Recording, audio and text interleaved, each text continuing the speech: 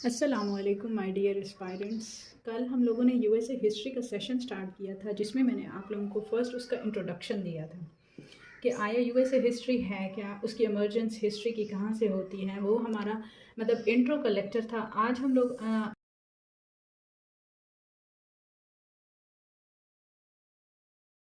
अपना lecture number 2 start कर रहे हैं जिसमें हम लोग देखेंगे कि USA as a British colony किस तरह रहा है, वो कॉलोनियल टाइम पीरियड में क्यों गया। ठीक है, इसमें हम लोग डिफरेंट रीजंस को डिस्कस करेंगे। इन रीजंस में हम लोग देखेंगे कि किस तरह से ब्रिटिश ने उनको कॉलोनाइज किया।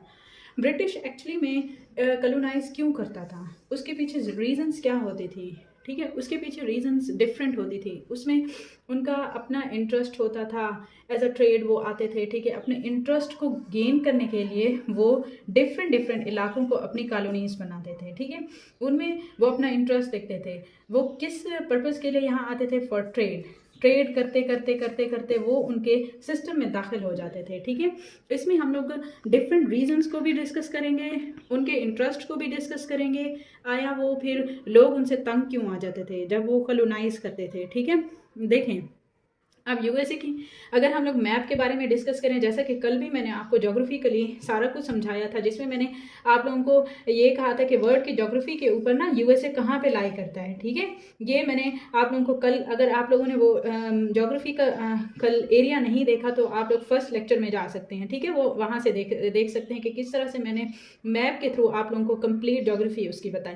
आज इंशाल्लाह हम लोग जस्ट यूएसए का मैप देखेंगे कि उसमें किस तरह से यूएसए ने इन इलाकों को कॉलोनाइज किया। आप देखें जेम्स टाउन एक यहाँ पे इस तरह का इलाका था। ठीक है, यहाँ पे first of all colonization start हुई है। ठीक है, ये वो एरियाज थे। यहाँ पे फर्स्ट ऑफ ऑल 13 कॉलोनीज बनी हैं। इन 13 फर्स्ट इनिशियल कॉलोनीज ने फिर किस तरह से फर्स्ट परमानेंट सेटलमेंट्स का दौर आया, जेम्स टाउन।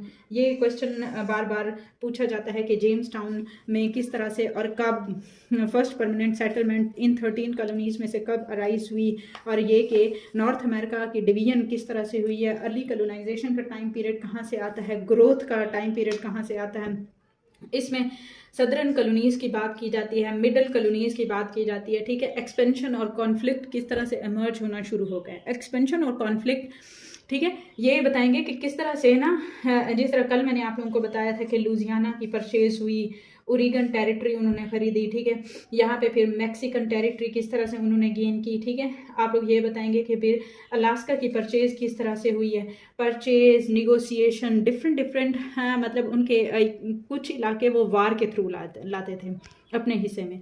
ठीक है, कुछ उन्होंने अपने इलाके इसलिए गेन किए कि वो वॉर्स के थ्रू, मतलब वॉर्स जीते थे और वो इलाका वो फतह कर लेते थे। ठीक है, कुछ निगोशिएशन के थ्रू, और कुछ उन्होंने परचेज किए। तभी ये देखें एक वॉस्ट जोग्राफिकल एरिया बनता है। ठीक है, अच्छा, इसमें हम लोग ये देखेंगे कि फर्स्ट परमानेंट सेटलमेंट्स कहाँ से अराइज होना शुरू होती हैं। जो हमारी फर्स्ट परमानेंट सेटलमेंट्स है ना इंग्लिश कॉलोनीज की, उसमें हम लोग देखेंगे कि 1607 में फर्स्ट परमानेंट कॉलोनीज इमर्ज होना शुरू हो गई हैं। ठीक है, इसमें आप लोग ये बताएंगे कि अप्रॉक्सीमेटली कितने लोग वहाँ पे आबाद थे, 30,000 वहाँ पे लोग आबाद थे। ठीक है, इन 30,000 में कौन लोग थे उस वक्त, जो था ना अमेरिका दरियाफ्त हुआ था। ठीक है, कल मैंने आप लोगों को बताया था कि 1492 में ना क्रिस्टोफर कोलंबस ने इस न्यू वर्ल्ड को डिस्कवर किया था।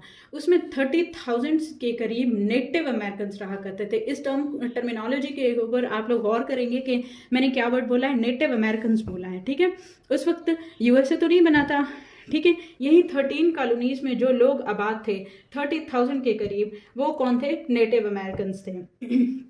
ठीक है, आहिस्ता आहिस्ता किस तरह से परमानेंट सेटलमेंट्स स्टार्ट हुई हैं। 1607 में वो लोग आए, 30,000 के करीब ये लोग आबाद हुए, और वो डिफरेंट रीजन्स पे रहते थे। ठीक है, और ये बताएंगे कि किस तरह से ना डॉक्यूमेंटेड टाइम पीरियड जो था ना वो यहाँ से स्टार्ट होता है। ठीक है, 16th सेंचुरी में आप लोग बताएंगे कि अब देखें मैंने कल भी यही बात बताई थी कि 1492 तक का जो टाइम पीरियड है ना, उससे पहले का जो दौर है ना, ठीक है, वहाँ पे लोग रहते थे लेकिन वो डॉक्यूमेंटेड नहीं था। ठीक है, 1607 में जो था ना वो डॉक्यूमेंटेड टाइम पीरियड स्टार्ट होता है। इसमें जो था ना फिर लोग कितने हैं, ठीक है, नेटिव अमेरिकन कितने रहते हैं, किन किन इलाकों में रहते हैं, कौन से इलाके किस जगह पे आबाद हैं, मीन्स आप लोग बताएंगे कि डॉक्यूमेंटेड टाइम पीरियड यहाँ से स्टार्ट होता है। ठीक है, सेकेंड सेकेंड परमानेंट सेटलमेंट्स जो थी ना वो मैसाचुसेट्स से स्टार्ट होती है। इसमें मैं ये बताऊंगी कि सेकेंड परमानेंट सेटलमेंट्स जो थी ना वो 1620 में होती है, ठीक है। मैसाचुसेट्स के एक इलाका होता है, ठीक है, वो यहाँ पे क्या सेकंड परमानेंट उनकी सेटलमेंट्स होती है। फिर उसके बाद आप लोग बताएंगे कि किस तरह नॉर्थ अमेरिका की डिवीजन होती है वॉर के थ्रू, मतलब एक वॉर लड़ी गई जिसमें नॉर्थ अमेरिका की डिवीजन हो जाती है। इसमें आप लोगों को बताऊंगी कि एंग्लो डच वॉर हुई थी, ठीक है, और वो जंग कब हुई थी? 17th सेंचुरी में उनकी एक जंग हुई थी एंग्लो डच, यानी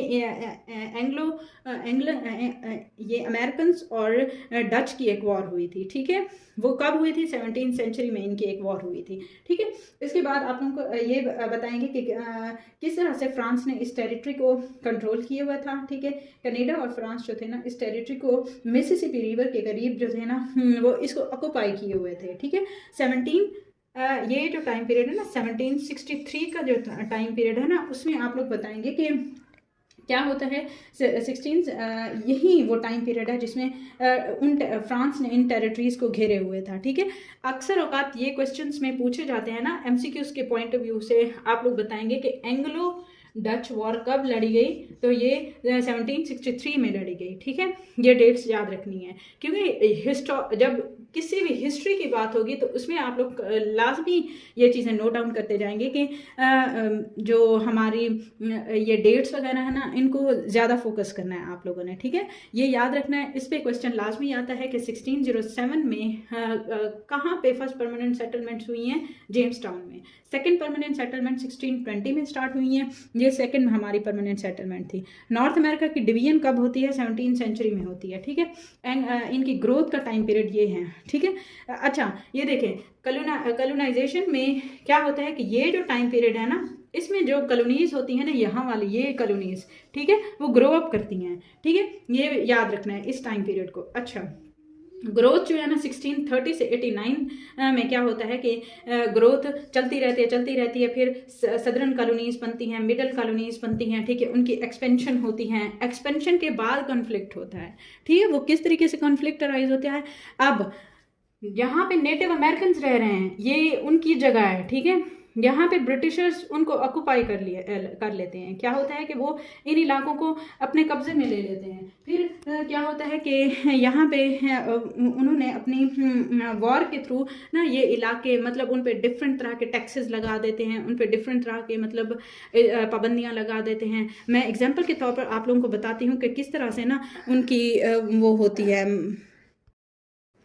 अच्छा इसमें मैंने आप लोगों को बताया कि कॉन्फ्लिक्ट कब अराइज होता है, ठीक है। कॉन्फ्लिक्ट उस वक्त अराइज होते हैं जब ये टाइम पीरियड वो है, ठीक है, जब इनकी एक्सपेंशन हो जाती है इन कॉलोनीज़ की, ठीक है, ग्रोथ भी हो जाती है, सदर्न कॉलोनीज बन जाती हैं, मिडिल कॉलोनीज बन जाती हैं, उनकी एक्सपेंशन हो जाती है। कॉन्फ्लिक्ट कब होता है? अब देखें ये इलाके उनके हैं, नेटिव अमेरिकन रह रहे हैं, ठीक है, ये नेटिव अमेरिकन के इलाके हैं। यहाँ पे मतलब क्या हुआ कि ब्रिटिशर्स ने उनको क्या कर लिया कि ऑक्युपाई कर लिया इन इलाकों को, ठीक है।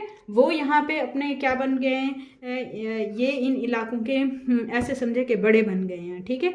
हालांकि ये इनकी ज़मीन है, ये इनकी लैंड है, लेकिन ब्रिटिशर्स ने उनको ऑक्युपाई कर लिया है, ठीक है, for their own interest, for the purpose of trade, ठीक है।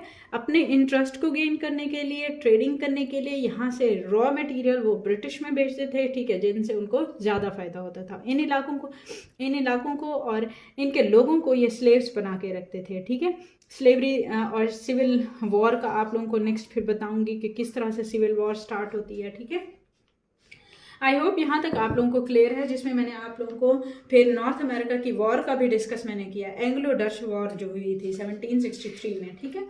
इसमें ये हम लोग फिर नेक्स्ट देखेंगे कि किस तरह से ना इनकी एक्सप्लोरेशन होती है, ठीक है। अमेरिकाज अपने कॉलोनीज को किस तरह से ग्रो अप करता है, ठीक है। इसमें हम लोग ये देखेंगे कि कब ये कॉलोनाइजेशन जो है ना वो न्यू वर्ल्ड में, और ये कॉलोनीज जो है ना खुद को किस तरह से डिसअपेयर कर लेती हैं। इनके डिसअपेयर के पीछे यही कॉन्फ्लिक्ट होता है, ठीक है। मैं डिफरेंट आप लोगों को मज़ीद रीजंस बताती हूँ कि क्या होता है कि इनका जो टाइम पीरियड है ना, ठीक है, इसमें ब्रिटिशर्स आते हैं ट्रेड के हवाले से डिफरेंट पर्पसेस के लिए, वो इनको एक्सप्लॉइट करना शुरू कर देते हैं। एक्सप्लॉइट किस तरीके से कि वो उनको एक तो स्लेव बना के रखते हैं, ठीक है, उनको स्लेव बनाने हैं, उनको स्लेवरी में वो मतलब रख लेते हैं, ठीक है, ये स्लेव्स उनके बन गए हैं, ठीक है।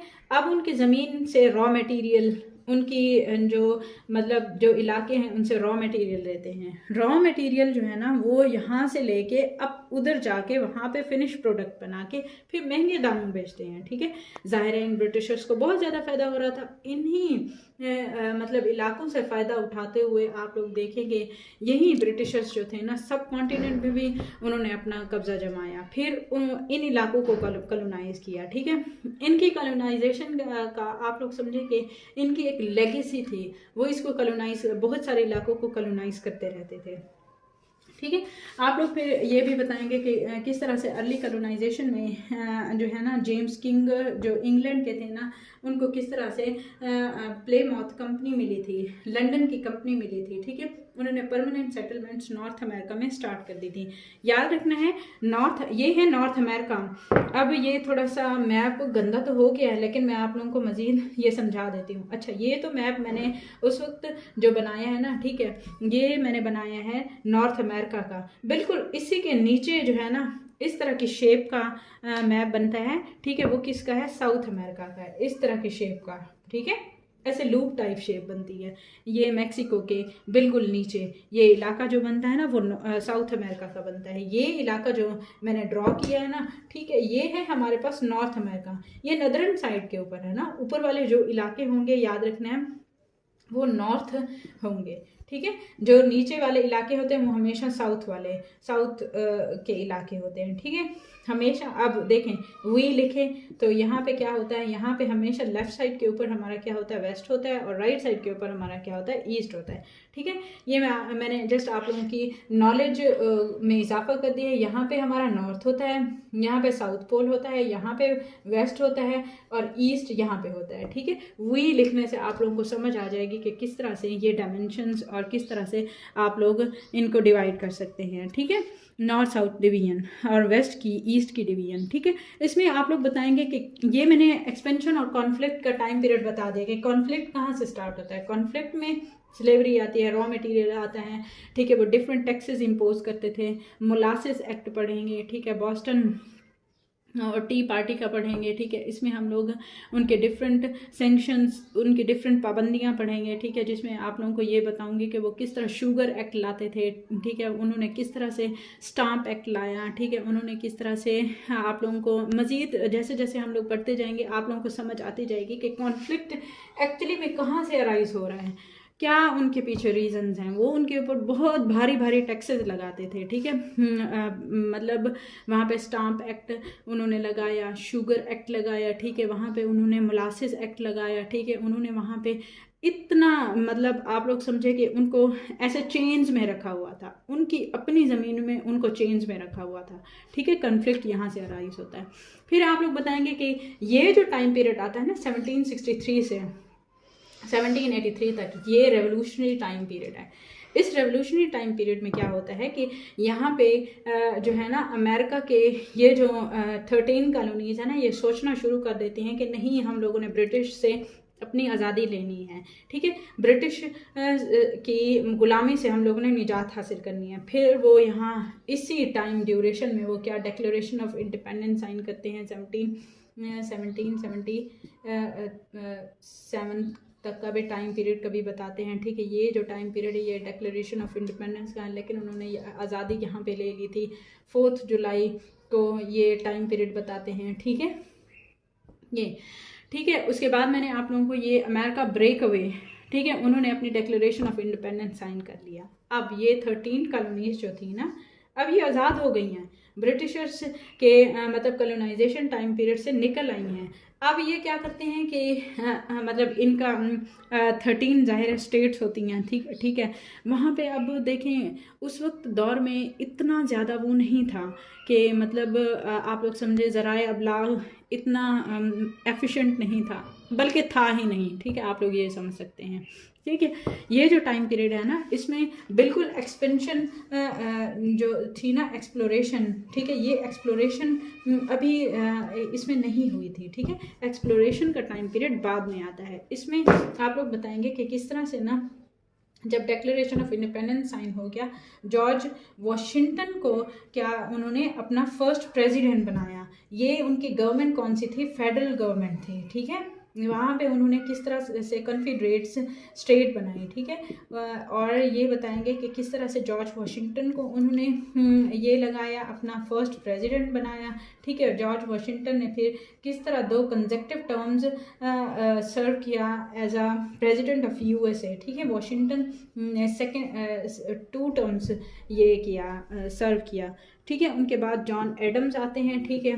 उसके बाद आप लोगों को ये, जैसे हम लोग मूव करते जाएंगे ना, आपको एक क्रोनोलॉजिकल ऑर्डर में ये इन तमाम जो इनके शुरू से आज तक जितने भी प्रेसिडेंट हैं ना, 47 प्रेसिडेंट आज तक के दौर में ट्रंप बन गए हैं, ठीक है।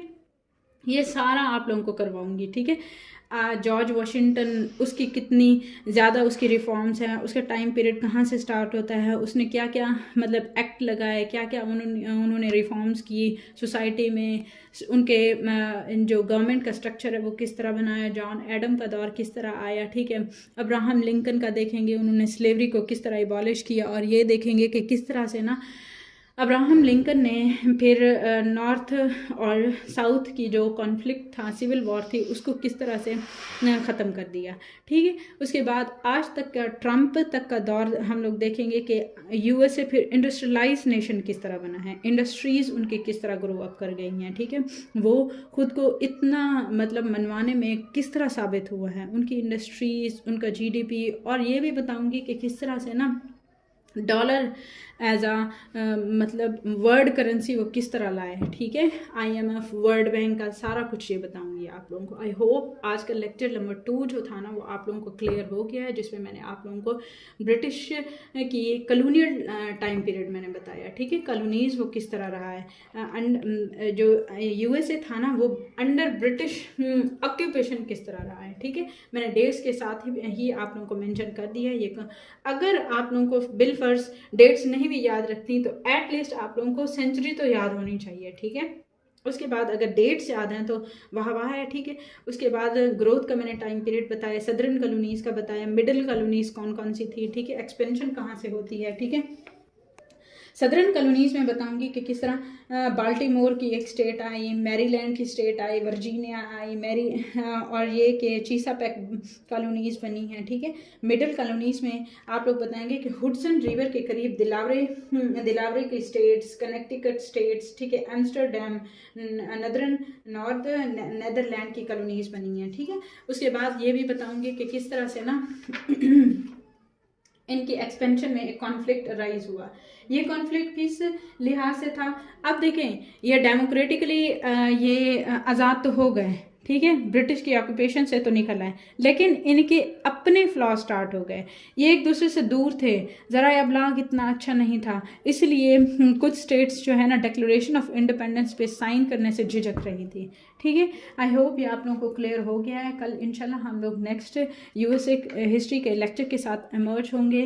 काइंडली अगर आपको ये वीडियो पसंद आए तो चैनल को सब्सक्राइब कर दें, लाइक और शेयर कर दें। Thank you so much. अल्लाह हाफिज़।